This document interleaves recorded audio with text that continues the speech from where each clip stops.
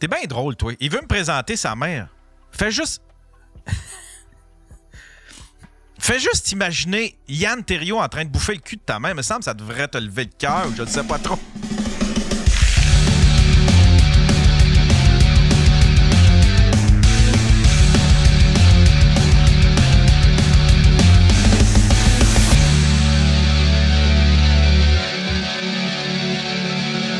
C'est pas Faf pendant un bout qui restait dans une cabane à sucre? Ouais. Ouais. Il se battait avec les souris pendant qu'il twitchait. Il tapait du pied. Faf. Hey, ça n'a pas de bon sens. Il va falloir qu'il se fasse amputer du cul. Calice, pas de ballonnet. T'es sur le gun, hostie? Qu'est-ce qui se passe? Biblo, bingo? Biblo bingo. Suspendu? Suspendu, c'est Qu'est-ce Normand. qui se passe? C'est Normand Brathwaite, c'est mon chumé. Y a-tu du... Qu'est-ce qui s'est passé? Hey, où ma tuque, Charles? Il a fallu... c'est parce qu'il Ah, écoute j'ai oublié. Ça, c'est vrai. Je dois une tuque à quelqu'un, moi. J'ai complètement oublié ça. 10 minutes time-out. Pourquoi 10 minutes? Sacrifice, mon Pat Ballonnet! Qu'est-ce qui s'est passé? C'est pas, il est menstrué, notre Pat On Ballonnet. pourra pas me muter, le calice. Hey, j'ai oublié ça, c'est vrai. Non, Peux-tu il parlait... m'écrire sur, il Facebook? parlait en cap-lock, je pense. Ah, juste pour ça? Sérieux? Veuillez de savoir-vivre sa gosse. Il est pas content, là, ce Pat Ballonnet. Tabarnak! Quand Pat Ballonnet, il est pas content, il est pas content. Pâté Faites pas menstru. chier mes modos. Pâté menstru.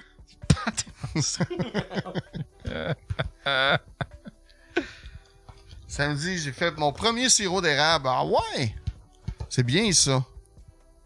Lâchez mon bibelot. Ben ouais, il est correct, bibelot. Je me suis fait dire en esti. Mon porte-clés. Pas de porte-clés. Pat va faire ta sieste. Le cul à Faf va bien à l'écart. Quand je la sais pas. Palestine va avoir un pays. Puis je suis en train de me dire, le 10 mai, vas-tu être en forme? Je sais pas. On va l'avoir par Skype. Ah, on pourrait. T'as de quoi sur le menton? T'as laissé un lunch? C'est de la der. Ah! Ah! J'avais hâte de vous voir, les boys. Me t'ennuyer. Salut, Rosalie. Bref, Ah ben, si on a un appel de Rimouski. Ah, T'es mieux d'être intéressant, tabarnak, je suis pas de bonne humeur. C'est-tu pas de ballonnet? Bon. qu'est-ce... Non, Chris du ballonnet. Non, j'appelle pour la cabane à sucre que Charles parlait. Il y a une question Ouais. pour vous autres. Ouais. Moi, je viens de la Gaspésie, puis par chez nous, on lisse la palette. Ouais. Vous, c'est quoi, ça? Ben oui, on fait ça nous autres ici. C'est genre, admettons, quand tu rencontres le Dalai Lama, puis là, Il se sort la palette. J'ai pas dit la languette, j'ai dit la palette. Ah. Ben oui, la palette, une palette de bois, là. Ouais. Tu trempes ça dans l'eau, dans une chaudière en métal, là, pour rincer ça, puis tu lèches. Ouais. Nous autres, à cabane, à Grange, on a on en a une en forme de pénis. Puis quand c'est la première fois que tu viens, il faut que tu trempes la palette avec la palette en forme de pénis. Puis on te prend en photo. Parce qu'il y a bien du monde qui connaît juste c'est manger de la suce à la neige, mais de tremper la palette dans le sirop qui bouille puis de la licher à la file indienne, le monde ne connaît pas ça. Là, Avant La palette est ronde pis grosse de même. avant que le monde n'aime pas les pinottes, là, puis qu'on n'a plus le droit d'en mettre nulle part, là, avec raison. Mais t'as-tu déjà essayé ça tire avec des pinottes salées? Ben Oh, oui. c'est que ça doit être bon. On faisait ça à cabane à sucre avec Hey, des ça, c'est grands-pères, bon, ça. Ça, c'est bon. C'est clair, là. Fait que suis-moi pour d'autres recettes. Bon, C'est toi, Martin Picard? C'est moi, ça! bon, je vous laisse là-dessus, je vais retourner avec le live. Parfait. Hey, Pogne-toi pas avec Pat Ballonnet, il est fais malin. attention à Pat Ballonnet, il est menstrué, le Pat Ballonnet. J'ai aucune crise d'idée, c'est qui. Ben, reste de même. Va pas essayer de le connaître, va te mordre. Ouais, garde-le de ton bord. Bonsoir, gars. Salut, là. Ah ouais, Pat Ballonnet. Pat Ballonnet, le fureur. Ah ouais. Pat Ballonnet, s'il était né 20 ans avant, là, je pense qu'il serait rentré dans une école secondaire avec un gun. Ça... Ouais, on s'en allait pas là, mais... Non. T'as-tu vomi, toi? Qu'est-ce que t'as fait? Non, OK. S'il y avait assez d'argent pour mettre du gaz dans son char, il nous ferait un petit Polytechnique 2, là. Pat Ballonné, avoir un GPS, il n'y aurait plus personne à Montréal. Mais Pat Ballonné, il te suit depuis longtemps, genre, c'est ton modo. Ah, c'est plus que ça, c'est un ouais? bon chum, ouais. Okay, on est quatre grands chums. On a moi, Dan, okay, Pat, puis Pat Ballonné. OK. Il n'est pas chauffeur d'autobus. Ben voyons donc.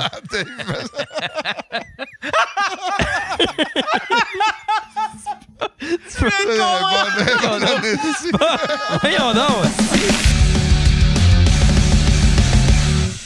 Là, comment ça que tu as refusé de venir sur le show à soir, Rosalie? Qu'est-ce qu'il y a de plus important que moi? Ben là, en ce moment, je magasine. Ben, je regarde les autos. Fait que je fais le tour, là, ça réussit. Ah, ouais! Et tout. Ben, ah, ouais! Je suis à la recherche d'un véhicule. Mais parce que là, c'est ça, tu te promènes avec le char à ton frère, c'est ça? Ouais, c'est ça. Ah! Pour 10 000, là, je peux t'avoir un esti de belle vente de la Grange Perdue. Non, j'en ai trouvé un. Le char. Ah oui, t'en as un? Ouais, non, mais... Sur Kijiji, là. Sur Marketplace. C'est ça. C'est ça. Fait que je suis en pleine recherche, là. Vous pouvez dire salut à mon père, qui est présentement à côté de moi. Oh, passe-moi là donc, ouais. Oui, allô? Oh, tabarnak! Monsieur Rosalie, comment ça va, Monsieur Rosalie? The Real Daddy. Monsieur Rosalie, non, Monsieur Rochon. Monsieur Rochon. Monsieur Rochon, comment il va, Monsieur Rochon? Hey, c'est vrai? C'est-tu le nom de famille à Rosalie, ça, Rochon? Ben, on l'a jamais su. On n'a jamais su le nom de famille de votre fille, Elle nous cache Monsieur tout, Rochon. monsieur. Vous venez de l'apprendre. Bon. Oui. Voilà. Mais qu'est-ce que ça vous fait, vous, qu'elle ait Daddy tatoué dans la bouche? Ouais,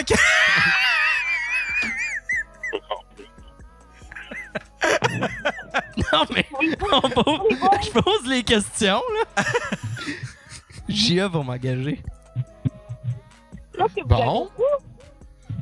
on lui a demandé c'est quoi que ça lui faisait que t'aies Daddy de tatouer dans la lèvre.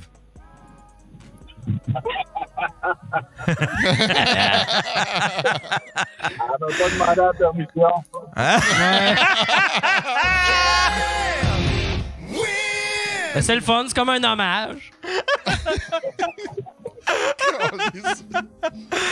Vous nous donnerez vous nous donnerez des inside infos sur Rosalie. On en connaît très peu sur elle. Des affaires gênantes. Pourriez venir faire une chronique sur Rosalie? Une chronique sur Rosalie. Ah ouais, ça serait bon, ça. Chronique Do you know Rosalie. your father ou ben do you know your daughter? Puis vous inviterez Mme Rochon en même temps, tant qu'à ça? Ben ouais. Ouais. Puis, Est-ce que vous savez de... Est-ce que c'est de vous que ça vient, sa passion pour l'Asie? Ouais. La quoi? La passion pour la vie. Ah, l'Asie, non, pas en doute. Non? Vous les aimez pas, eux autres, ce monde-là? C'est quoi ce racisme-là, M. Rochon? C'est quoi cette affaire-là? J'étais en mode crowdwork, je m'excuse. On vient de découvrir que M. Rochon faisait partie de la meute. Hein?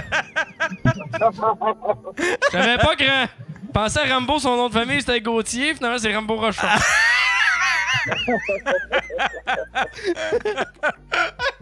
Range ton âme, le chinois!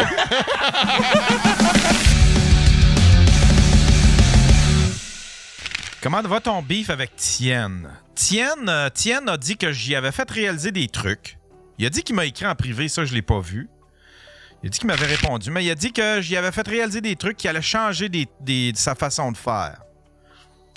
Puis j'ai regardé, il y a encore des petites tendances à faire à vendre des résultats qu'il ne peut pas garantir. Il garantit des résultats qui se garantissent pas, mais je vois un certain effort, par exemple. J'ai eu beaucoup de monde. Je pense qu'il a réalisé parce que je suis pas tout seul qui pense ça. J'ai été le seul à chialer. J'ai été celui qui a parlé le plus fort, mais j'ai bien du monde. Des gros YouTubers qui m'ont écrit, puis des gens qui ont travaillé dans des entreprises, puis des gens qui ont suivi son cours, puis qui étaient déçus qui étaient déçus de lui, puis qui trouvaient qu'il était bien insistant. Fait qu'il créait des espèces de groupes, admettons, là, des groupes YouTube, genre les YouTubers du Québec ou un truc de même, tu sais. Il faisait des groupes Facebook de même, c'était des trucs pour plugger son hostie de cours. C'est un peu, tu sais, c'est un peu malade. Il y avait des méthodes un peu douteuses. Là.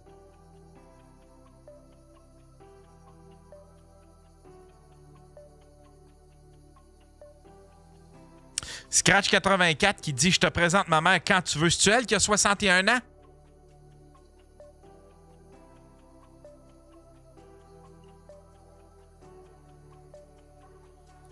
T'es bien drôle, toi. Il veut me présenter sa mère.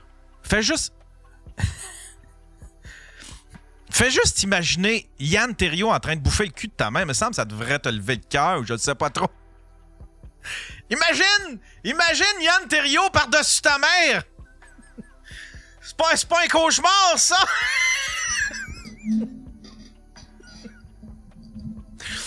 Je présenterais même pas Yann Terriot à ma mère, à moi! Si j'étais pas Yann Terriot, je présenterais Yann Terriot à personne!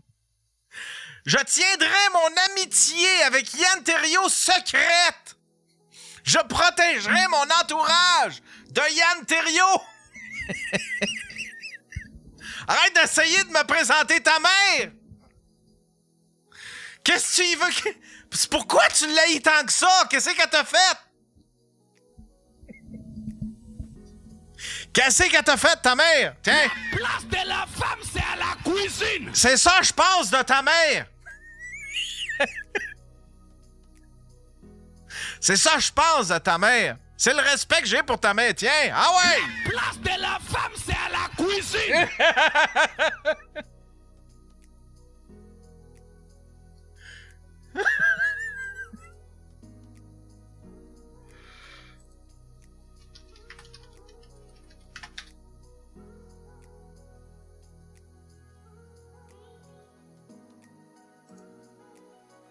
À soir, là, oui. À soir, là. À soir, je passe sur une dérape. Il y a Scratch qui dit « les aime plus jeunes ». Je les aime de mon... J'ai tripé. Je les aime... ouais, je les aime en... je sais pas. Je les aime entre 40 et 55. Puis plus je vieillis, je les aime 5 ans. Tu sais, comme mon Tinder, je l'ai seté à 45... De 45 à 55. Je l'avais seté de 45 à 55.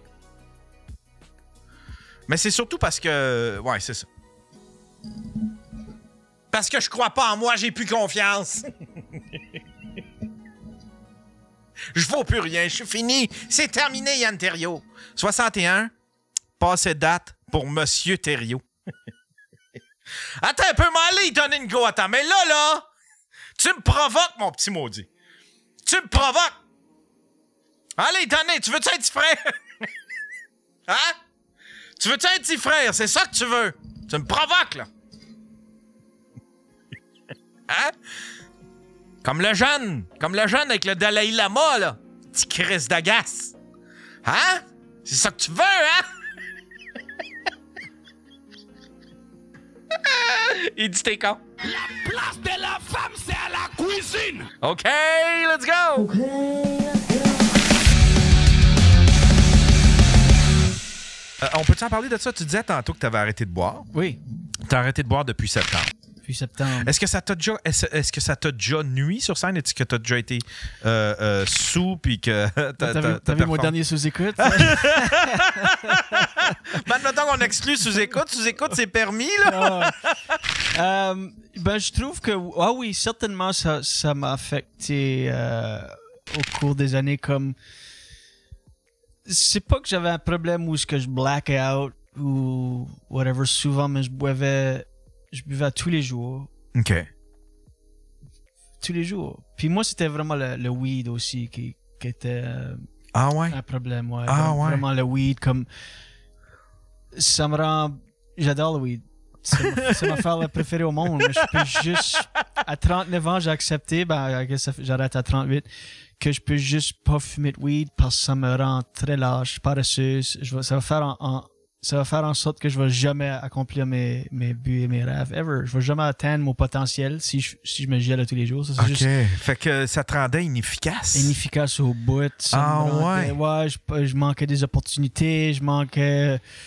Parce qu'il y en a, tu sais, il y en a qui peuvent penser, tu sais, il y en a qui peuvent romantiser ça, puis que, tu sais, ça peut, il y en a qui pensent que ça peut être un moteur pour l'inspiration, puis il peut devenir des idées drôles, puis mais c'est dans des rares cas, là. Oui, ça peut l'être. Ça peut arriver, puis tout le monde c'est différent. Moi, pour moi-même. Parce que moi, j'étais in denial pour longtemps. Je pensais, je l'ai romantisé comme ça. Je me disais, fuck that. Ouais, ça fait partie de mon processus. Puis... C'est tout du bullshit, ça. Ouais? Ça fait depuis 2015, comme j'ai dit, on and off. J'essaie d'arrêter de boire puis fumer du weed. Je disais tout le temps que je prenais une pause. Je fais un détox, je fais un cleanse. OK. Je prends une pause parce que je voulais pas que les gens me tracassent avec ça puis qu'ils me laissent juste... faire, mais j'avais dans l'idée que je voulais arrêter pour bon, mais je le disais jamais. Là, ça fait depuis le 1er septembre que j'identifie comme un non-fumeur, non-buveur, puis ça file différent cette fois ici. J'ai zéro tentation, comme... OK. Puis je trouve sur scène, je fais le meilleur travail que j'ai ever fait. Avant d'embarquer sur scène, il y a zéro stress, zéro... C'est comme... C'est aussi, même consommer la bière, on se dit, je suis nerveux, je suis énervé, je vais boire une bière, ça va me calmer. J'étais convaincu que c'était ma vérité, mais c'était le contraire. Je buvais une bière, j'étais nerveux, je buvais une bière, puis là, ça enlevait un peu de contrôle, juste une touche, un petit degré, quelques pourcentages de contrôle, puis ça amplifiait mes angoisses, je freak out. En plus, je disais, fuck, je venais nerveux, j'en buvais une, j'étais là, je vais en boire un autre. J'en buvais un autre, puis ça faisait en sorte que j'étais juste... moins tight sur scène, moins dans le moment, je devenais plus dans mon cerveau, dans ma tête, tu sais, agent. Il y a zéro stress, honnêtement, parce que là, le plus que tu le fais agent, le plus confiant que tu deviens dans tes aptitudes, puis je suis comme, alright, je peux le faire, puis... Tu te trouvais-tu plus allumé, plus... Beaucoup plus allumé. Ah ouais, hein? C'est jour et pour nuit. le crowd work, puis tout, là, tu sais. Là. Puis tu fais, j'imagine que tu devais faire aussi tes numéros de façon moins robotique, tu sais. Tu veux dire quand je buvais? Non, quand t'es à jeun, tu sais, parce que quand tu bois, tu finis par être sur le pilote automatique, I guess. Exact, 100%. J'allais dire autopilot en même temps que t'as dit. Ouais. Pilote automatique. C'est exactement ça. Puis... je régressais à comme quelques années avant en humour. Oh, OK. Tu sais ce que je veux dire? Mettons que j'étais 14 ans en humour, je buvais, je me rendais au level où j'étais à 8 ans en humour. OK. Fait que là, j'arrivais sur scène, puis je faisais les mêmes erreurs, les mêmes... OK. Puis là, je le faisais à jeun, puis c'était tellement mieux. Puis honnêtement, à jeun, ma vie, tous les aspects de ma vie sont infiniment meilleurs. Parce que ta blonde, elle devant... Là, ça fait combien de temps que tu es avec ta blonde? 14 ans. 14 ans, tu sais. Fait qu'elle a dû goûter à Julien souvent, tu sais. Oui, exact. Julien qui prend une bière. Puis elle vivait comment avec ça? Est-ce qu'elle essayait de te convaincre? Au début, non, parce qu'elle est très laid back, OK? Puis elle est comme, moi, je fais ce que tu veux faire. Ça me dérange pas du tout. Puis là, elle a vu les deux côtés. Parce que quand on a commencé à se fréquenter, je fumais du weed tout le temps, puis je buvais, puis c'était whatever. Puis là, c'était comme 6-7 ans qu'on était ensemble. J'ai fait mon premier 14 mois à jeun. Là, elle a vraiment vu la différence entre les deux versions. OK. Puis là, en fait, je viens de découvrir un Julien Dionne que j'aime bien, moi. Complètement différent, motivé, disponible émotionnellement. Tu sais, wow! Cela. Puis là, je faisais une rechute. Puis la première rechute, elle était comme, fais ce que t'as à faire. Tu sais, peu importe.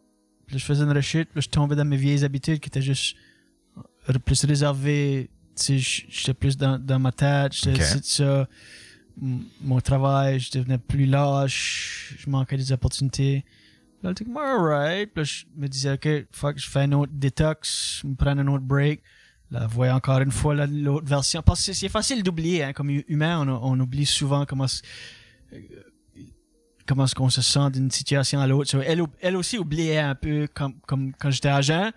Là, je faisais une rechute. Puis là, c'était très graduel. Ça l'oubliait comment est-ce que j'étais quand j'étais agent, plus ou moins. Tu sais, puis là, j'allais agent nouveau. Puis oh shit, c'est vrai. T'es là, t'es la personne que... Là, je me rappelle... Là, après avoir fait ça 3, 4, 5 fois... Là, elle finissait par se souvenir comment il était à jeun, puis comment que...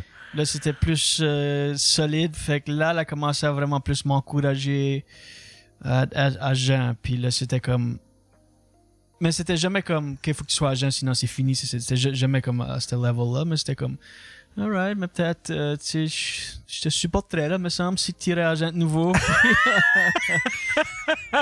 Je suis là, si jamais t'as le goût d'arrêter de boire, en tout cas, je dirais pas non. Exact. Exact. So, c'est comme, puis c'est pas mal là, puis cette fois ici, comme j'ai dit, ça file. C'est pas les 2-3 dernières fois, là, c'était, à tous les fois, il y avait moins de temps entre les fois que j'allais, les périodes agent. OK. Il y avait de moins en moins d'espace entre. OK. Puis là, tu penses que c'est pour for good, je le sais. Je le file dans j'ai zéro désir. Comme là, venir à Québec tout seul pour 2 jours, ça aurait été un gros trigger de la SQDC, m'acheter... m'acheter des fucking prélulés de Jean-Guy, puis fumer ça dans la toilette de mon hôtel, puis juste après le show. Ben, j'ai zéro désir de ça. Est-ce que tu sais... je vais le nommer même, mais tu sais, il y a JC qui a fait une bourde récemment. Ben, récemment, tu sais, il y a quelques mois. Est-ce que c'est le genre d'affaire que tu as fait comme ah ouais, je veux pas. Tu sais, est-ce que c'est le genre d'événement qui peut t'inspirer à pas. Tu sais, pour ceux qui ne savent pas, c'est que JC Surette a écrit un truc qui était blessant envers PA Méthode.